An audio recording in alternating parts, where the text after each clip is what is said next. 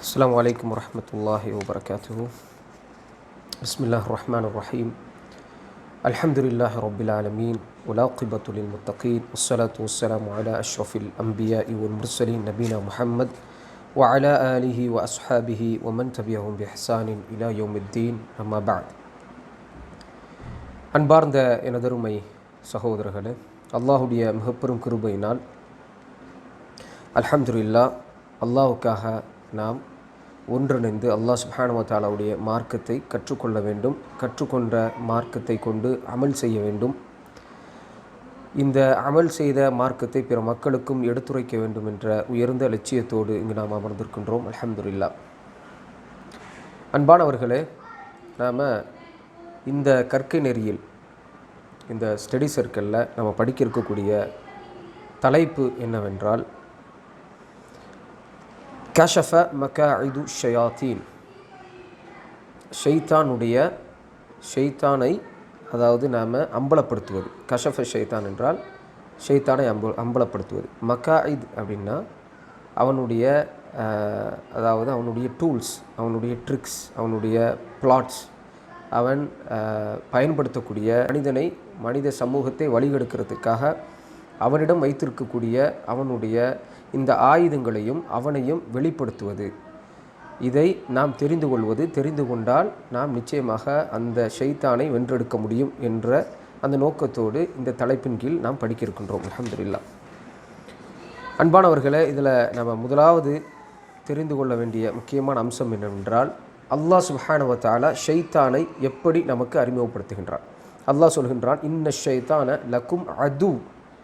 ஷைத்தான் என்பவன் உங்களுக்கு அது, அவன் எதிரி. ஃபத்தஹிதூஹு அதுவா. அவனை நீங்கள் எதிரியாகவே அன்றி வேறு எப்படியும் பார்த்து விடாதீர்கள். அவனை எதிரியாக மட்டுமே நாம் பார்க்க வேண்டும். ஷைத்தான் நமக்கான எதிரி, அவனை எதிரியாகவே நாம் பார்க்க வேண்டும் என்று அல்லாஹ் சுப்ஹானஹு வ தஆலா தன்னுடைய திருமறையில் மிக தெளிவாக குறிப்பிடுகின்றான். அல்லாஹு அஸ்ஸ வஜல் தன்னுடைய திருமறையில் அதிகமான வசனங்களில் அல்லாஹு அஸ்ஸ வஜல் இந்த ஷைத்தானுடைய அந்த சூழ்ச்சியை பற்றி அல்லாஹ் சுப்ஹானஹு வ தஆலா மிக தெளிவாக நமக்கு கூறி காட்டுகின்றான். அதே போல் முஹம்மது ஸல்லல்லாஹு அலைஹி வஸல்லம் அவர்கள் அவங்களுடைய சுன்னால ஷைத்தான் நம்மை எப்படி வழிகெடுப்பான், மனித சமூகத்தை அவன் எப்படி வழிகெடுத்து கொண்டிருக்கின்றான் என்ற இந்த அடிப்படைகளை முஹம்மது ஸல்லல்லாஹு அலைஹி வஸல்லம் அவர்கள் நமக்கு அதிகமாக விளக்கியிருக்கிறார்கள். ஷைத்தானை பற்றி நாம் ஏன் படிக்கணும் அப்படின்னு சொன்னால், அல்லாஹ் சுப்ஹானஹு வ தஆலா அவனுடைய அந்த ஆபத்துகளை நமக்கு விளக்கி இருக்கின்றான். அல்லாஹ்வுடைய தூதர் முஹம்மது ஸல்லல்லாஹு அலைஹி வஸல்லம் அவர்கள் அவனுடைய ஆபத்துகளை பற்றி நமக்கு விளக்கியிருக்கிறார்கள். இருந்தும் கூட மனித சமூகம் ஷைத்தானுக்கு கட்டுப்படக்கூடிய சமூகமாக, பெரும்பான்மையான மக்கள் ஷைத்தானுக்கு பின்னாடி போகக்கூடிய மக்களாகவே இருக்கிறார்கள்.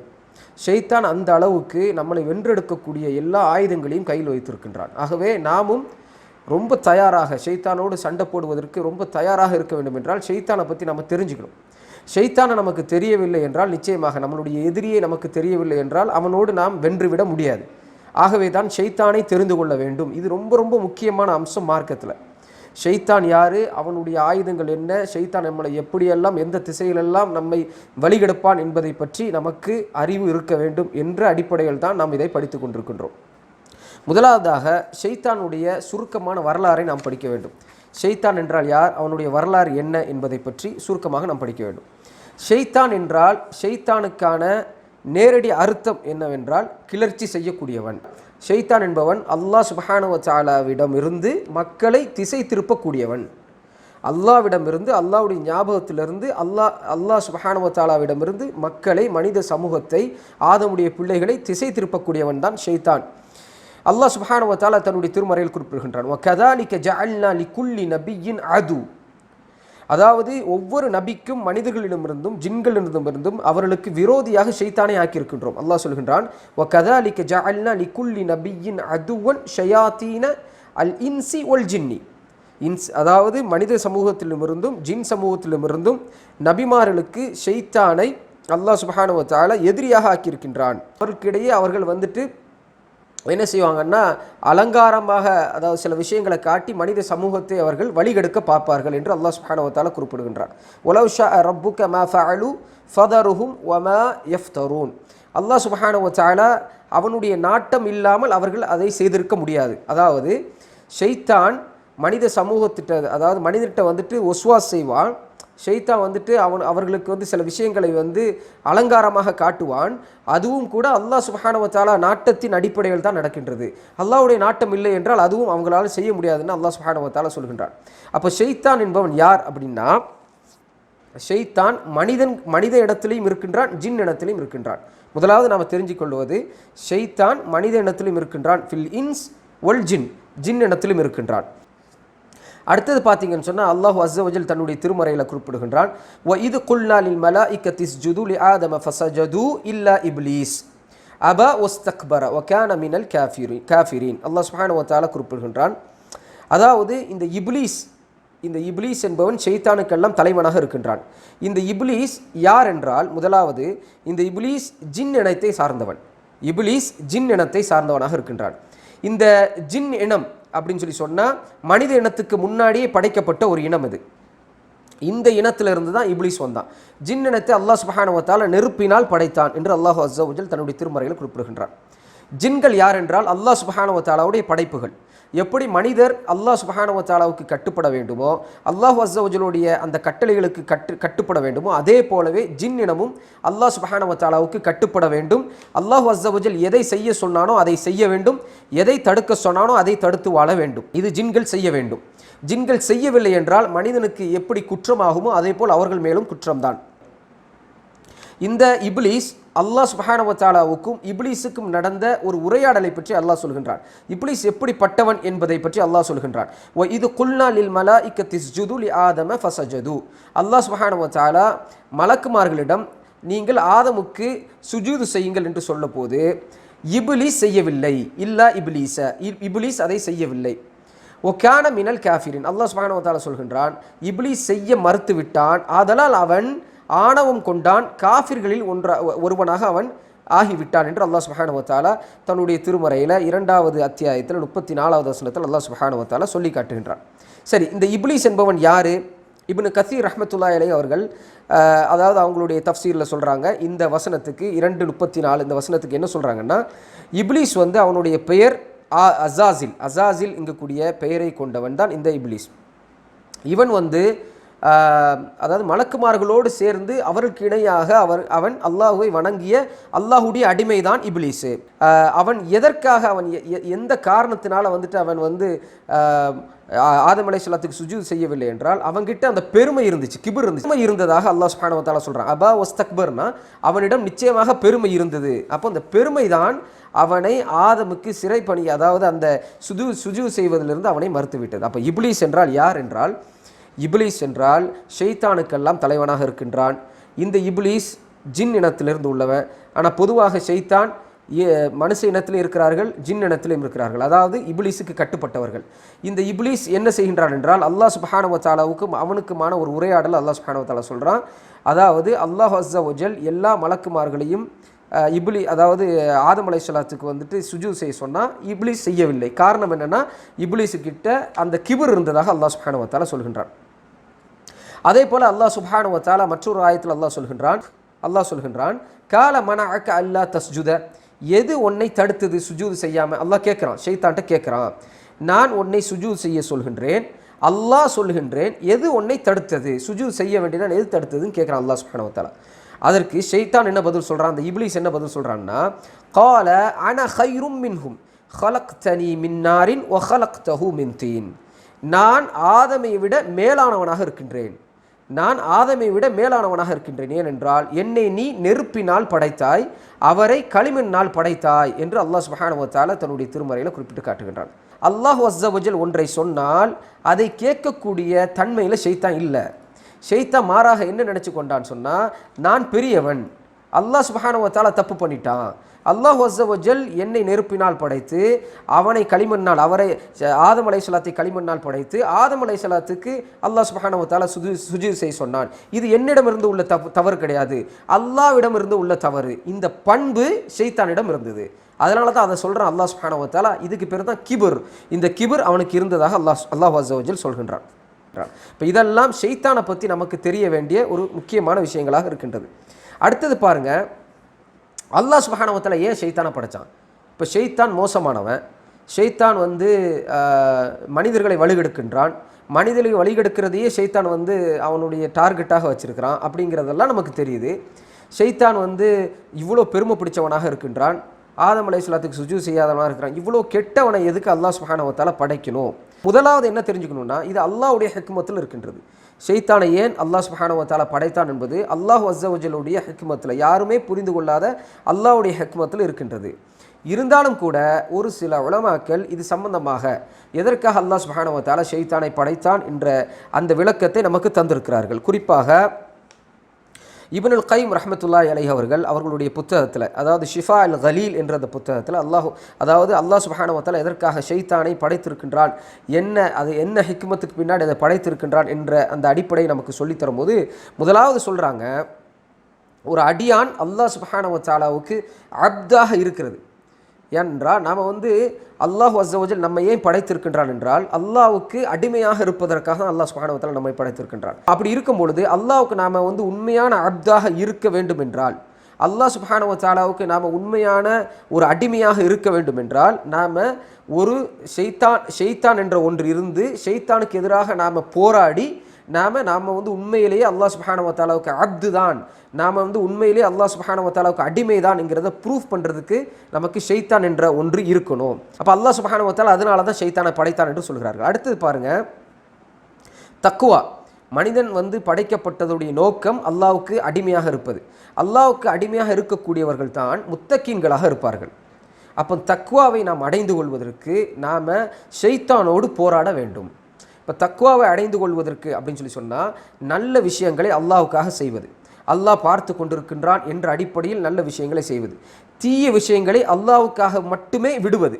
அல்லாஹ் சுப்ஹானஹு வ தஆலா என்னை பார்த்து கொண்டிருக்கின்றான், ஆதலால் நான் இந்த தீய விஷயங்களை விடுகின்றேன். இப்போ அல்லாஹ்வுக்காக ஒரு நல்ல விஷயத்தை செய்வது, அல்லாஹ்வுக்காகவே ஒரு தீய விஷயத்தை விடுவது தான் தக்வா.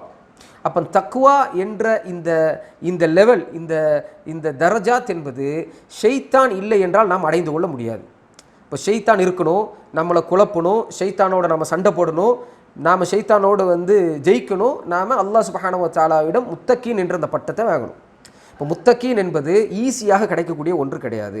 ஒரு நல்ல காரியத்தை செய்யும்போது ஷைத்தான் வழிகெடுப்பான், அவனை தாண்டி தான் நாம் வந்து நல்ல காரியத்தை செய்ய முடியும். அதே போல் ஒரு கெட்ட விஷயத்தை நாம் செய்வதற்காக ஷைத்தான் தூண்டுவான், அவனை தாண்டி தான் அவனை வென்றெடுத்து தான் அந்த கெட்ட காரியங்களிலிருந்து நாம் வெளியில் வர முடியும். ஆகவே தக்வாவை அடைந்து கொள்ள வேண்டும் என்றால், முத்தக்கீன்களாக நாம் இருக்க வேண்டும் என்றால் நாம் ஷைத்தானோடு போராட வேண்டும். அடுத்தது பாருங்கள், நமக்கு மிக ஒரு பெரிய பாடம் இருக்குது ஷைத்தானை படைத்ததில். பாருங்கள், அல்லாஹ் சுப்ஹானஹு வ தஆலாவுக்கு கட்டுப்படுவது என்றால் என்ன என்ற இந்த பாடத்தை அல்லாஹ் சுப்ஹானஹு வ தஆலா ஷைத்தானை வச்சு தான் நமக்கு சொல்கிறான். ஆதம் அலைஹிஸ்ஸலாத்துக்கும் ஷைத்தானுக்கும் நடந்த அந்த விஷயத்தை அல்லாஹ் சுப்ஹானஹு வ தஆலா சொல்கிறான். அதாவது 2 பேருமே தப்பு செஞ்சாங்க, 2 பேருமே தவறு செய்தார்கள். 2 பேரில் யார் என்ன செய்தால் என்பதை அல்லாஹ் சுப்ஹானஹு வ தஆலா சொல்கிறான். ஆதம் அலைஹிஸ்ஸலாம் என்ன செஞ்சாங்க, அந்த தவறு செய்கிறாங்க, ஷைத்தானுக்கு வந்து அவங்க கட்டுப்பட்டுறாங்க. அந்த தவறை செஞ்ச உடனே அல்லாஹ் சுப்ஹானஹு வ தஆலா ஏன் அந்த தவறை செஞ்சீங்க அப்படின்னு சொல்லி கேட்கும் பொழுது ஆதம் அலைஹிஸ்ஸலாம் அந்த தவறை ஒத்துக்கொண்டு சொன்னார்கள், ரப்பனா வலம்னா மின் அன்ஃபுஸினா வ இல்லம் தக்ஃபிர் லனா, அதாவது யா அல்லாஹ் எங்களுக்கு நாங்களே அநியாயம் செய்து கொண்டோம், ரப்பனா வலம்னா மின் அன்ஃபுஸினா, எங்களுக்கு நாங்களே அநியாயம் செய்து கொண்டோம், எங்களை நீ மன்னிக்கவில்லை என்றால் நிச்சயமாக நாங்கள் வழிகட்டில் போய்விடுவோம் என்று ஆதம் அலைஹிஸ்ஸலாம் அவர்கள் தன்னுடைய தவறை ஒத்துக்கொண்டார்கள். ஆனால் ஷைத்தான், இப்லீஸ் என்பவன் தன்னுடைய தவறை ஒத்துக்கொள்ளவில்லை. மாறாக அவன் என்ன சொன்னான் அப்படின்னு சொன்னால், அல்லாஹ் சுப்ஹானஹு வ தஆலாவிடம் ஹலக்தனி மின் நாரின் ஓ ஹலக்தஹு மின் தீன், என்னை நீ நெருப்பால் படைத்தாய், அவனை நீ அதாவது களிமண்ணால் படைத்தால் எப்படி நான் சுஜூத் செய்வது என்று அல்லாஹ் சுப்ஹானஹு வ தஆலாவிடம் கேள்வி கேட்கக்கூடியவனாக இருந்தான். அத்தாஅத் செய்யவில்லை, அவனுக்கு அல்லாஹ் சுப்ஹானஹு வ தஆலாவுக்கு முழுமையாக கட்டுப்படவில்லை, அவனுக்கு பெருமை இருந்தது. ஆதம் அலைஹிஸ்ஸலாம் அவர்கள் அல்லாஹ்வுக்கு கட்டுப்பட்டார்கள், முழுமையாக கட்டுப்பட்டார்கள். ஆதலால் ஆதம் அலைஹிஸ்ஸலாம் அவர்கள் அல்லாஹ் சுப்ஹானஹு வ தஆலாவிடம் பாவ மன்னிப்பு கேட்டார்கள். இதில் ஒரு மிகப்பெரிய படிப்பினை நமக்கு இருக்கின்றது. என்ன படிப்பினை? அல்லாஹ் சுப்ஹானஹு வ தஆலா ஒன்றை சொன்னான் என்றால் நிச்சயமாக நாம் கட்டுப்பட வேண்டும். ஷைத்தானுடைய பண்பு, அல்லாஹ்வுக்கு பிடிக்காத பண்பு என்னென்னா, அல்லாஹ் அஸ்ஸ வ ஜல் ஒன்றை சொல்லி அதை நாம் கேள்வி கேட்பது, இதை ஏன் நான் செய்ய வேண்டும் என்ற கேள்வியை கேட்பது. அல்லாஹ் சொல்லிட்டான்னா செஞ்சிடணும். அல்லாஹ்வுடைய தூதர் முஹம்மது ஸல்லல்லாஹு அலைஹி வஸல்லம் அவர்கள் ஒன்றை சொன்னார்கள் என்றால் நாம் செய்துவிட வேண்டும். அத்தாஅத் என்பது இஸ்லாத்தில் இருக்கக்கூடிய மிகப்பெரிய அடிப்படை. அப்போ தௌஹீதோடு அல்லாஹ் சுப்ஹானஹு வ தஆலாவை வணங்குவது, அடுத்தது அல்லாஹ் சுப்ஹானஹு வ தஆலாவுக்கு கட்டுப்படுவது. இந்த அத்தாத் ரொம்ப முக்கியமானது. இது ஷைத்தானிடம் இல்லை, ஆதம் அலைஹிஸ்ஸலாத்திடம் இருந்துச்சு. அப்போ நம்மளுடைய வாழ்க்கையில் இந்த அத்தாத்தோடு இருக்கணுங்கிற அந்த மிகப்பெரிய படிப்பினை அல்லாஹ் சுப்ஹானஹு வ தஆலா நமக்கு சொல்லி காட்டுகின்றான். அடுத்தது பாருங்கள், அதாவது ஷைத்தான் தான் நமக்கான மிகப்பெரிய சோதனையாக அல்லாஹ் சுப்ஹானஹு வ தஆலா ஏற்படுத்தியிருக்கின்றான். அல்லாஹ் அஸ்ஸ வஜல் நம்மையும் நம்மளுடைய குடும்பத்தையும் சொர்க்கத்தில் வைத்து அழகு பார்த்தான் என்றால் அதை விட மிகப்பெரிய வெற்றி எதுவும் இல்லை. ஆனால் அல்லாஹ் சுப்ஹானஹு வ தஆலா இந்த துனியாவை அல்லாஹ் சுப்ஹானஹு வ தஆலா சோதனைக்காக படைத்திருக்கின்றான். அல்லாஹ் சொல்கிறான், இந்த துனியாவை நான் சோதனைக்காக படைத்திருக்கின்றேன். ஒல நப்லுவன்னக்கும், அல்லாஹ் உங்களை சோதிப்பேன்னு சொல்கிறான். அதில் மிகப்பெரிய சோதனை என்னன்னு சொன்னால் இந்த ஷைத்தான் ஏற்படுத்தக்கூடிய சோதனை. இந்த ஷைத்தான் தான் என்ன பண்ணுறான், அல்லாஹ் சுப்ஹானஹு வ தஆலாவிடமிருந்து மனிதர்களை திசை திருப்புகின்றான்.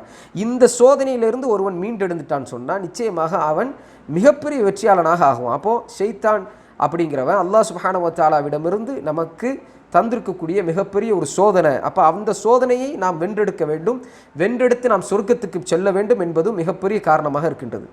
அடுத்தது பாருங்கள், அல்லாஹ் சுப்ஹானஹு வ தஆலாவுடைய ஆற்றல், அல்லாஹ் அஸ்ஸ வஜல் எப்படி எதிர்மறையாக படைக்கின்றான். அல்லாஹ் சுப்ஹானஹு வ தஆலா வானத்தை படைத்திருக்கின்றான், அதற்கு எதிர்மறையாக இருக்கக்கூடிய பூமியை படைத்திருக்கின்றான்.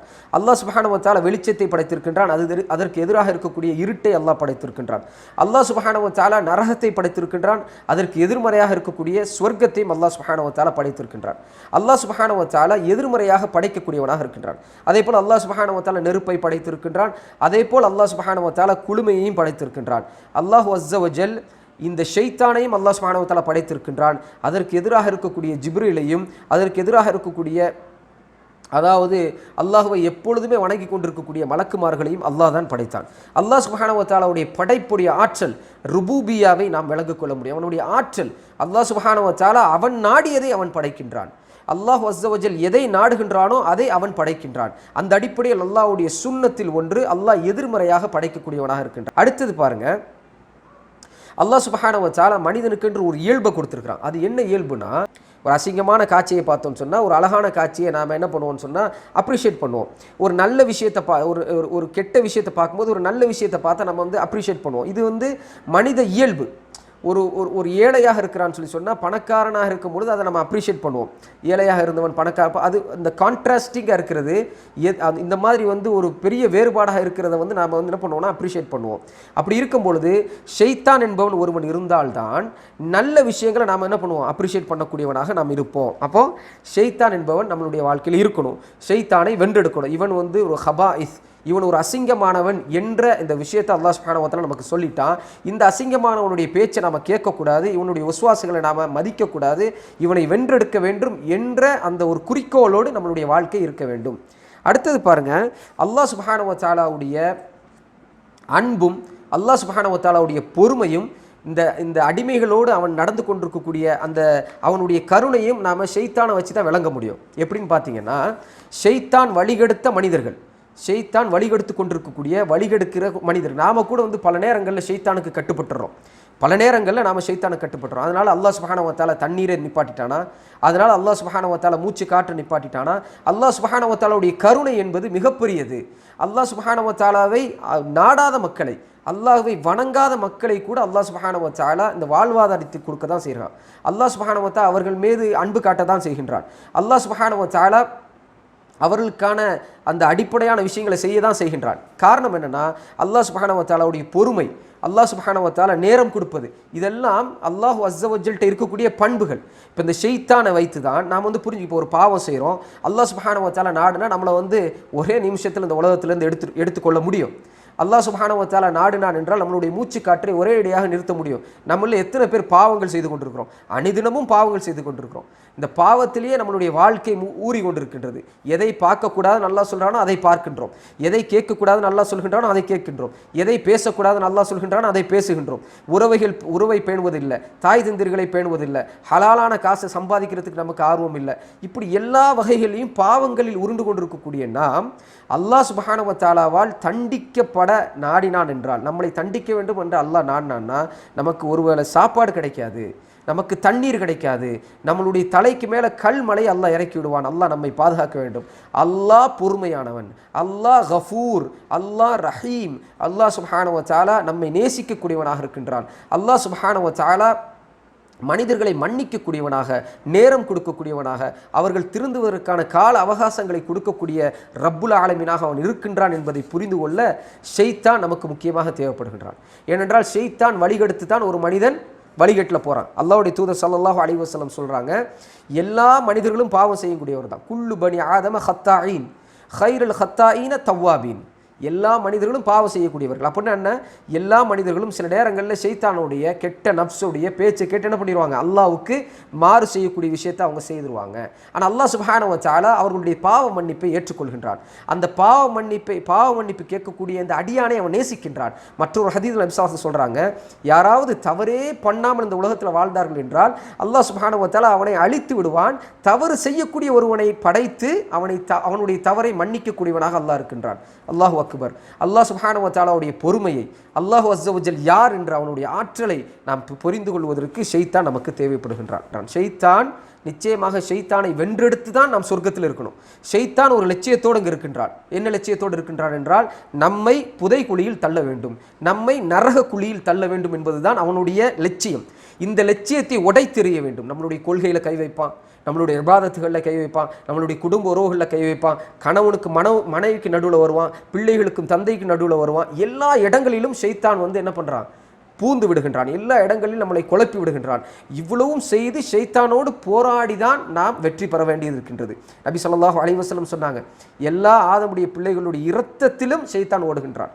ஆகவே ஷைத்தான் நம்மளுடைய சிந்தனையை மாற்றக்கூடியவனாகவும் இருப்பான். இப்போ இவ்வளவும் ஷைத்தான் பண்ணுவான். இதற்கு எதிராக நாம் போராட வேண்டியது இருக்கின்றது. ஏன்? ஹுவல் அது, அவன் மிக தெளிவான எதிரியாக இருக்கின்றான். அல்லாஹ் சுப்ஹானஹு வ தஆலா அதனால தான் சொல்கிறான், உங்களுக்கு அதுவும் லக்கும், உங்களுக்கான எதிரி. இன்னைக்கு நம்மளுடைய சமூகம் என்ன செய்யுதுன்னா, உண்மையான எதிரி ஷைத்தான் தான். உண்மையான எதிரி ஷைத்தான் தான். ஷைத்தானுக்கு கட்டுப்பட்டு தான் முஸ்லீம்களை இன்னைக்கு கொன்று குவிக்கிறார்கள். ஷைத்தானுக்கு கட்டுப்பட்டு தான் முஸ்லீம் இளைஞர்களை இஸ்லாத்திலேருந்து வழிகெடுக்கிறார்கள். அதாவது தவறான விஷயங்களை கொண்டு அது கஞ்சாவாக இருக்கலாம், அது மதுவாக இருக்கலாம், எதுவாக இருந்தாலும் சரி நம்மளுடைய சமூகத்துக்கு அதாவது அதை அறிமுகப்படுத்துறதுலாம் யார்? ஷைத்தானும் ஷைத்தானுடைய சேனைகளும் தான். ஷைத்தானுக்கு கட்டுப்பட்டு தான் இதெல்லாம் நடக்குது. நாம் என்ன பண்ணுறோம்னு சொன்னால், இந்த ஷைத்தான்ங்கிற அந்த லீடரை விட்டுட்டு அவனுக்கு கீழே இருக்கக்கூடியவங்க மேலாம் நம்ம கோவப்படுறோம். கண்டிப்பாக கோவம் வரணும் தான், ஆனால் ஷைத்தானுக்கு மேலே அதிகமாக கோவம் வரணும். ஷைத்தானால தான் இதெல்லாம் நடந்துட்டு இருக்குது. அப்போ ஷைத்தானுக்கு எதிராக நாம் நம்மளுடைய வாழ்க்கையில் களமிறங்கணும். ஷைத்தானுக்கு எதிராக நாம் நிற்கணும். எப்படி உமர் ரலியல்லாஹு அன்ஹு அவர்கள், ஷைத்தான் உமர் ரலியல்லாஹு ஒரு பாதையில் போனாங்கன்னா ஷைத்தான் இன்னொரு பாதையில் போவான். அந்த குவாலிட்டி நமக்கு வரணும். பல உமர்கள் நம்மளுடைய சமூகத்தில் வர வேண்டியது இருக்குது. அப்போ அதாவது ஷைத்தானுக்கு எதிராக நாம் போராடக்கூடியவனாக தானே ஒவ்வொரு நாளும் வெல்லணும். ஷைத்தான் நம்மோட பக்கத்தில் வராத அளவுக்கு ஷைத்தானிடம் நம்ம டிஸ்டன்ஸை மெயின்டைன் பண்ணணும். எந்தெந்த விஷயங்கள்லாம் ஷைத்தான் நம்மளை கெடுப்பான்னு தெரியுதோ அந்தந்த விஷயங்கள்லேருந்து நம்ம விலகி கொள்ளணும். உண்மையில் இந்த விஷயத்தை பண்ணால் ஷைத்தானுக்கு ரொம்ப லேசு நம்மளை வழி எடுக்கிறதுனா அந்த விஷயத்தை நம்ம பண்ணக்கூடாது. சரியான முறையில் நம்மளால் தொழ முடியலன்னு சொன்னால் சரியான முறையில் தொழுவதற்கு நாம் என்ன செய்யணும் அப்படிங்கிறத யோசித்தாலே ஷைத்தானை வென்றெடுத்துடலாம். உண்மையில் ஜினா பண்ணக்கூடாது நம்ம முடிவெடுத்து அதற்கு யோசித்தாலே நம்ம ஷைத்தானை வென்றெடுத்துடலாம். ஒலா தக்ரபு ஜினா, ஜினா பக்கமே போகாதீங்கன்னா அர்த்தம் என்ன? ஷைத்தான் ஏற்படுத்தக்கூடிய அந்த சூழல், அந்த ஷைத்தான் ஏற்படுத்தி நமக்கு தரக்கூடிய அந்த சூழலிலிருந்து நம்ம வெளியில் வரணும். ஒரு மனிதன் புகைப்பிடிக்கின்றான், இப்படி எல்லா பழக்கங்களும், எந்த கெட்ட பழக்கங்கள் எடுத்துட்டாலும் அது ஷைத்தான்ட்டு வருது.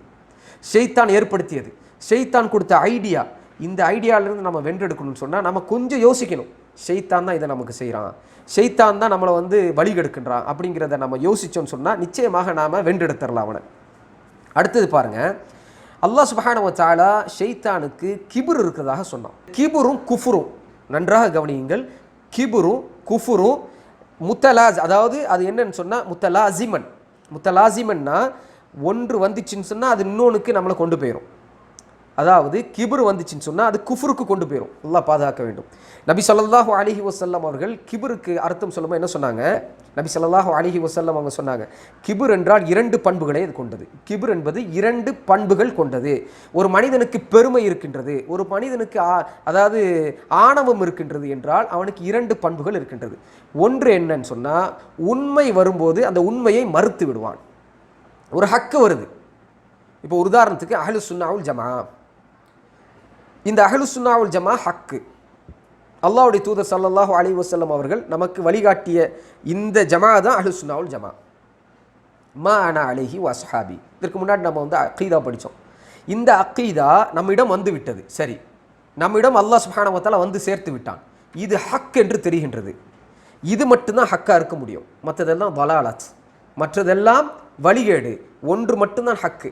இப்னு மஸ்ஊத் ரலியல்லாஹு அன்ஹு சொன்னாங்க. என்ன சொன்னாங்க? நம்ம அகீதா படிக்கும்போது படித்தோம். நபி ஸல்லல்லாஹு அலைஹி வஸல்லம் நேராக ஒரு கோடு வரைந்தார்கள். அந்த கோட்டில் ஒரு பக்கம் நாங்கள் இருப்போம், சஹாபாக்கள் இருப்பார்கள், இன்னொரு பக்கம் சொர்க்கம் இருக்கும். அப்போ சஹாபாக்கள் சென்ற இந்த வழிதான் ஹக்கு, இதுதான் உண்மையானது, இதுதான் அஹ்லுஸ் சுன்னah வல் ஜமாஅ. இந்த அகீதாவை நாம் படித்த உடனே, நாம் இந்த உண்மை வந்த உடனே நாம் என்ன செய்யக்கூடாதுன்னு சொன்னால், பெருமை கொண்டு அதை மறுக்கக்கூடாது. அல்லாஹ்வுக்கு பயந்து கொள்ளணும். பெருமை கொண்டு அதை மறுக்கக்கூடாது, அதை ஏற்றுக்கொள்ள வேண்டும். இது ஹக், இது குர்ஆன் வ சுன்னா, இது நாம் மறுக்கக்கூடாது. அப்போது நபி ஸல்லல்லாஹு அலைஹி வஸல்லம் சொன்னாங்க, ஹக்கு வந்தால் மறுக்கக்கூடியவன் யார்? பெருமை உடையவன். பெருமை உடையவன் நிச்சயமாக ஹக்கு வந்தால் மறுத்து விடுவான். அவனுக்கு பிடிக்காது, தேவையில்லை, ஏதோ ஒரு டைம் பாஸு கேட்பான். இது எனக்கு தேவை கிடையாது, இது என்னுடைய மெட்டீரியல் கிடையாது. இது ஹக், இது நாளை சொர்க்கத்துக்கான ப்ராடக்ட். இது மாதிரி எந்த உண்மை வந்தாலும் சரி, உண்மை வரும்போது மறுக்கக்கூடியவன் பெருமை உள்ளவன், முதலாவது. இரண்டாவது என்னென்னா, பிற மக்களை தாழ்ந்து பார்க்கறது. பிற மக்களை நான் தான் உயர்ந்தவன், நான் அமலால் உயர்ந்தவன், நான் தான் பெரியவன், நான் தான் உண்மையான முஸ்லீம், நான் 5 வேளை தொழுதுட்டேன்னு சொன்னால் தொழாதவனை கீழே பார்க்குறது. ஃபஜர் தொழுதுட்டேன்னு சொன்னால், அதாவது நான் வந்து ஃபஜர் தொழுகிட்டேன், நான் தான் நாளை சொர்க்கத்துக்கு போகக்கூடிய ப்ராடக்ட்டு, நான் தான் எல்லாம், என்கிட்ட பணம் இருக்குதுன்னு சொன்னால் நான் தான் பெரிய ஆள், நான் ஒரு அதாவது பணக்காரனாக பிறந்தேன்னு சொன்னால் நான் தான் பெரிய ஆள். சில பேரெல்லாம் நம்மளுடைய ஊரில் தெருக்களுக்கிடையே, அதாவது ஸ்ட்ரீட்ஸ்கிடையே கூட வந்து இந்த பிரச்சனை, நான் இந்த தெருவில் பிறந்தேன், நான் இந்த ஊரில் பிறந்தேன், அதனால் பெரிய ஆள். சுப்ஹானல்லாஹ். நபி ஸல்லல்லாஹு அலைஹி வஸல்லம் சொல்கிறாங்க, பிற மக்களை தாழ்ந்து பார்க்கக்கூடியவனுக்கு பெருமை இருக்கின்றது. இந்த 2 பண்பும் யாருக்கு இருக்கின்றதோ அவனுக்கு வல்லாஹி பெருமை இருக்கின்றது, நபி ஸல்லல்லாஹு அலைஹி வஸல்லம் சொன்னாங்க. அப்போ பாருங்கள், இந்த 2 பண்பும் பெருமைக்கான அடையாளம். இதுதான் ஷைத்தானுக்கு இருந்துச்சு. கிபர் இருந்ததுனால அவன் குஃபார் ஆகிட்டான், காஃபிர் ஆகிட்டான்னு அல்லாஹ் சொல்கிறான். அல்லாஹ் பாதுகாக்க வேண்டும். அப்போ கிபர் ஒரு மனுஷனை எங்கே கொண்டு போகுது பாருங்கள். அதனால தான் நபி ஸல்லல்லாஹு அலைஹி வஸல்லம் சொன்னாங்க, நாளை மறுமை நாளில் ஒரு மஸ்டர்ட், அதாவது ஒரு கடுகளவு பெருமை இருந்தாலும், ஒரு கடுகளவு பெருமை இருந்தாலும் சொர்க்கத்தில் நுழைய முடியாது. அல்லாஹ் பாதுகாக்கணும். அப்போ சொர்க்கத்தில் நுழைய முடியாது, கடுகளவு பெருமை இருந்தாலும் சொர்க்கத்தில் நுழைய முடியாதுன்னா, இந்த பெருமை எவ்வளோ பெரிய ஆபத்தான ஒரு விஷயம். இந்த 2 பண்பு நமக்கு இருக்குதான்னு பார்க்கணும். உண்மை வரும் பொழுது, அந்த உண்மை குர்ஆன் சுன்னாவாக இருக்கும் பொழுது அதை ஏற்றுக்கொள்கின்றோமா? ஏற்றுக்கொண்டே ஆக வேண்டும். ஏற்றுக்கொள்ளவில்லை என்றால் நமக்கு ஏதோ ஒரு மூலையில் ஒரு பெருமை இருக்குது. அல்லாஹ் நம்மை பாதுகாக்க வேண்டும். அதே போல் இரண்டாவது என்ன, இதே மாதிரி எல்லா ஹக்கும், எல்லா உண்மையும் நாம் வந்து உண்மையை ஏற்றுக்கொள்ளக்கூடியவர்களாக இருக்கணும். அதுபோல் பிற மக்களை தாழ்ந்து பார்ப்பது மிக தவறு அப்படிங்கிறத நம்ம புரிஞ்சுக்கணும். அப்படி இருந்துச்சுன்னு சொன்னால் அது கிபர். நான் சொன்ன மாதிரி இந்த கிபர் இருந்துச்சுன்னு சொன்னால் அது குஃபுரில் கொண்டு போய் அதை என்ன பண்ணிடும், மனிதனை வந்து உடக்கூடியதாக இருக்கின்றது. அதனால் அல்லாஹ் நம்மை பாதுகாக்க வேண்டும். இந்த பழக்கம், இந்த ஒரு விஷயம் நம்மக்கிட்ட வந்து இருக்கவே கூடாது. ஷைத்தான் பிற மக்கள்கிட்டையும், அதாவது மனித சமூகத்திட்டையும் இதை தான் விதைப்பான், இந்த பெருமை தான் விதைப்பான். ஒரு சில பேர் பார்த்தீங்கன்னா நல்ல கல்வியாளராக இருப்பாங்க, நல்ல கல்வி படிச்சிருப்பாங்க, மார்க்க கல்வியாக இருக்கும், நல்லா படிச்சிருப்பாங்க, மாஷா அல்லாஹ். அவங்க என்ன ஆவாங்கன்னு சொன்னால், ஒரு லெவலுக்கு மேலே என்ன அவங்க முடிவு பண்ணுவாங்கன்னு சொன்னால், நாம் தான் எல்லாமே, நம்மளால் தான் எல்லாமே முடியும், சரியா இல்லையா, நாம் சொல்கிறது தான் ஹக்கு அப்படின்னு அவங்க என்ன பண்ணுவாங்கன்னா மற்றவங்கள உதவி தள்ளிடுவாங்க. அல்லாஹ் பாதுகாக்கணும். அதை கொண்டே அல்லாஹ் சுப்ஹானஹு வ தஆலா வழி எடுத்துருவான். இப்போ நாம் என்ன செய்யணும்னு சொல்லி சொன்னால், அதாவது இந்த இல்ம் இருக்கக்கூடியவர்கள் கூட ஒரு பணிவான ஒரு இல்ம் இருக்கணும். அது இல்ம் என்பது பணிவான ஒரு இல்ம். அல்லாஹ்வுடைய அடிமை நாம். அல்லாஹ் சுப்ஹானஹு வ தஆலா எதை சொன்னாலும் அதை கேட்டுக்கொள்ளக்கூடியவர்களாக இருக்கணும். அல்லாஹ்வுடைய தூதருடைய சுன்னாலேருந்து எது வந்தாலும் அதை கேட்டுக்கொள்ளக்கூடியவர்களாக இருக்கணும். எது ஹக்கோ அந்த சைடில் நிற்கணும், எது பாத்திலோ அதிலிருந்து நம்ம விலகிடணும். இப்போ இந்த பண்பெல்லாம் இல்லாதவர்கள் நிச்சயமாக பெருமையுடையவர்களாக இருக்கிறார்கள். இன்றைக்கி நம்மளுடைய சமூகத்தில் நம்ம எடுத்து பார்த்தோம்னா, என்னுடைய வாழ்க்கையிலும் உங்களுடைய வாழ்க்கையிலும் இது பல தடவை வந்திருக்கு. ஒரு சின்ன ஒரு அச்சீவ்மெண்ட் நம்ம பண்ணாலும் நம்ம என்ன பண்ணுவோம் அப்படின்னு சொல்லி சொன்னால், இது என்னால் வந்துச்சு, நான் ரொம்ப கஷ்டப்பட்டதுனால வந்துச்சு, நான் கஷ்டப்பட்டு படித்ததுனால பாஸ் பண்ணேன், இது என்னால் என்னுடைய முயற்சினால தான் இது வந்துச்சுன்னு சொல்கிறது இருக்குல்ல, இதுவே இதனுடைய இந்த பெருமையுடைய வாசலாக இருக்கின்றது. இது மிகப்பெரிய தவறு. என்னால் வரல, அல்லாஹ் சுப்ஹானஹு வ தஆலா இதை ஏற்படுத்தினான், அல்லாஹ்வால் வந்தது, அல்ஹம்துலில்லாஹ், அல்லாஹ் சுப்ஹானஹு வ தஆலா எனக்கு இது தந்தான், அல்லாஹ் எனக்கு தந்த நிஅமத், இப்படி சொல்லி நாம் பழகணும். அல்லாஹ் தராமல் இது எனக்கு வந்திருக்காது, அல்லாஹ் அஸ்ஸ வ ஜல் எதை தந்தவனோ அதை தவிர என்னுடைய வாழ்க்கையில் எதுவுமே இல்லை அப்படிங்கக்கூடிய இந்த உறுதியான நம்பிக்கை நமக்கு வந்துச்சுன்னு சொன்னால் இந்த பெருமை வருவதற்கான வாய்ப்பு இல்லை. அல்லாஹ் சுப்ஹானஹு வ தஆலா இந்த பெருமையிலிருந்து அல்லாஹ் சுப்ஹானஹு வ தஆலா என்னையும் உங்களையும் பாதுகாப்பானாக. இன்றைக்கி நம்ம படித்தது என்னன்னு சொன்னால், இப்லீஸ் என்றால் யார், ஷைத்தானில் இருக்கக்கூடிய 2 ஷைத்தான் மனிதர்களையும் இருக்கிறார்கள், ஜின்களையும் இருக்கிறார்கள் என்பதை பற்றி படித்தோம். அதே போல் ஷைத்தானுக்கு இருந்த பண்புகள் என்னங்கிறது படித்தோம். அதே போல் அல்லாஹ்வுக்கும் ஷைத்தானுக்கும் நடந்த உரையாடல், அதுலேருந்து நமக்கு இருக்கக்கூடிய படிப்பினைகள், அதுபோல் ஷைத்தான் அல்லாஹ் படைத்ததுக்கான ஹிக்மத், அதுக்கு பின்னாடி இருக்கக்கூடிய ஹிக்மத் என்றால் என்ன, அதெல்லாம் என்னென்ன விஷயங்கள் அது இருக்குது அப்படிங்கக்கூடிய அந்த விஷயங்களை படித்தோம். அதற்கப்புறம் ஷைத்தானுக்கு இருந்த மிக முக்கியமான பண்பான கிபுர் என்றால் என்னங்கிறத பற்றி படித்தோம். இந்த கிபுர் நமக்கு இருக்கக்கூடாது என்பதை பற்றி படித்திருக்கின்றோம். வாஹிரு தஅவானா அல்ஹம்துலில்லாஹி ரப்பில் ஆலமீன். அஸ்ஸலாமு அலைக்கும் வரஹ்மத்துல்லாஹி வபரகாத்துஹு.